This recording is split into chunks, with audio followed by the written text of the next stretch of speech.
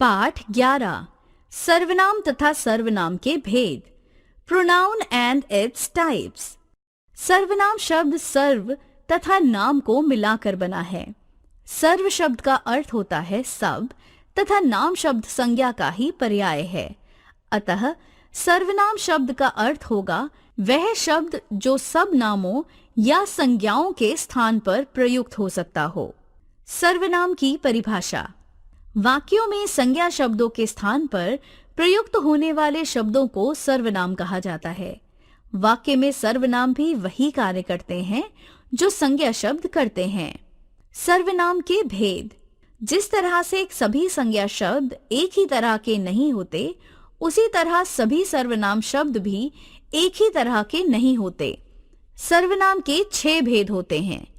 सर्वनाम पुरुषवाचक, निश्चयवाचक, अनिश्चयवाचक, प्रश्नवाचक, संबंधवाचक, निजवाचक। 1. पुरुषवाचक सर्वनाम। तीनों ही पुरुषों, बोलने वाले, सुनने वाले तथा जो उपस्थित नहीं हैं, उसके लिए जिन सर्वनामों का प्रयोग किया जाता है, उन सर्वनामों को पुरुषवाचक सर्वनाम कहा जाता है। जैसे 1. मैं बैठा हूं। 2. तुम जा रहे हो। 3. वह आएगा।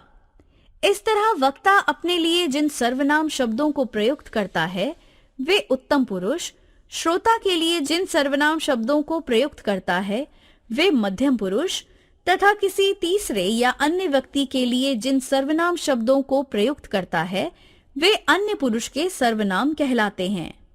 2. निश्चयवाचक सर्वनाम। जिन सर्वनामों से किसी निश्चित व्यक्ति या वस्तु का पता चलता है उन्हें निश्चयवाचक सर्वनाम कहा जाता है। इसके अंतर्गत एक वचन में यह या वह तथा बहुवचन में ये या वे रूप आते हैं। यह तथा ये का प्रयोग निकट की वस्तुओं के लिए होता है और वह तथा वे का प्रयोग दूर की वस्तुओं के लिए। 3. अनिश्चयवाचक सर्वनाम। जब किसी व्यक्ति का वस्तु के बारे में निश्चय ना हो कि वह व्यक्ति कौन है या वह वस्तु क्या है, तब जिन सर्वनामों का प्रयोग किया जाता है उन्हें अनिश्चयवाचक सर्वनाम कहते हैं। अतः अनिश्चयवाचक सर्वनाम वे सर्वनाम हैं जिनसे किसी निश्चित व्यक्ति या वस्तु का पता न चलता हो। हिंदी में कोई व्यक्ति के लिए तथा कुछ वस्तु के लिए अनिश्चयवाचक सर्वनाम है। निम्नलिखित उदाहरण देखिए। 1. शायद बाहर कोई खड़ा है। 2. आज मुझे कोई याद कर रहा है। 3. बाजार से कुछ ले आइएगा। 4. मुझे भी कुछ मिल जाता तो अच्छा होता। 4. प्रश्नवाचक सर्वनाम। कई बार किसी व्यक्ति या वस्तु के बारे में मन में प्रश्न उठते रहते हैं कि वह व्यक्ति कौन है या वह वस्तु क्या है। ऐसी स्थिति में उस व्यक्ति या वस्तु के स्थान पर हम प्रश्नवाचक सर्वनामों का प्रयोग करते हैं। हिंदी में कौन व्यक्ति के लिए, क्या, कौन सा, कौन सी वस्तु या घटना के लिए प्रश्नवाचक सर्वनाम हैं। जैसे 1. कौन बोल रहा है। 2. यहाँ कौन सोएगा। 3. आज आपने क्या बनाया है। 4. इन घड़ियों में से आपको कौन सी पसंद है। 5. इन मकानों में से आप कौन सा खरीदना चाहते हैं। 5. संबंधवाचक सर्वनाम। मिश्र वाक्यों में एक प्रधान उपवाक्य होता है और शेष आश्रित उपवाक्य। कुछ सर्वनाम प्रधान उपवाक्यों में आए संज्ञा या सर्वनामों के साथ आश्रित उपवाक्यों को जोड़ने का कार्य करते हैं। चूंकि ये सर्वनाम आश्रित उपवाक्यों का प्रधान उपवाक्य के साथ संबंध जोड़ने का कार्य करते हैं, अतः इनको संबंधवाचक सर्वनाम कहा जाता है। हिंदी में जो जिसे संबंधवाचक सर्वनाम है। जैसे 1. वह लड़की नहीं आई जो अक्सर बात करती रहती है। 2. वह किताब फट गई जिसे मैंने पुस्तक मेले से खरीदा था। 3.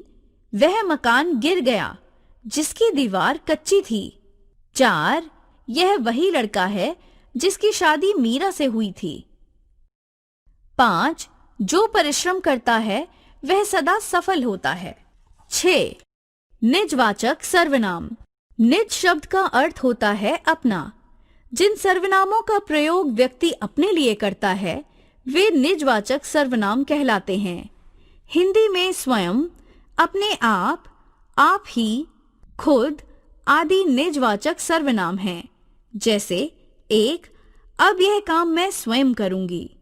2. मुझे खुद ही वहां जाना पड़ेगा। 3. आप यहीं रहें, वह अपने आप संभाल लेगा। 4. वह किसी से बात नहीं करती, अपने आप काम करती रहती हैं। सर्वनाम कुछ महत्वपूर्ण बातें। जिस तरह लिंग के अनुसार संज्ञा के रूप बदलते हैं उसी तरह लिंग के अनुसार सर्वनाम के रूप नहीं बदलते। सर्वनाम शब्द पुल्लिंग तथा स्त्रीलिंग में एक समान रहते हैं। हमने सीखा, संज्ञा के स्थान पर प्रयुक्त होकर संज्ञा का ही प्रकार्य करने वाले शब्द सर्वनाम कहलाते हैं। सर्वनाम के 6 भेद हैं: पुरुषवाचक, निश्चयवाचक, अनिश्चयवाचक, प्रश्नवाचक, संबंधवाचक तथा निजवाचक। पुरुषवाचक सर्वनाम के 3 भेद हैं: उत्तम पुरुष, मध्यम पुरुष तथा अन्य पुरुष। स्वयं के लिए प्रयुक्त सर्वनाम निजवाचक सर्वनाम कहलाते हैं। इसके अंतर्गत स्वयं, खुद, आप, अपने आप आदि सर्वनाम आते हैं।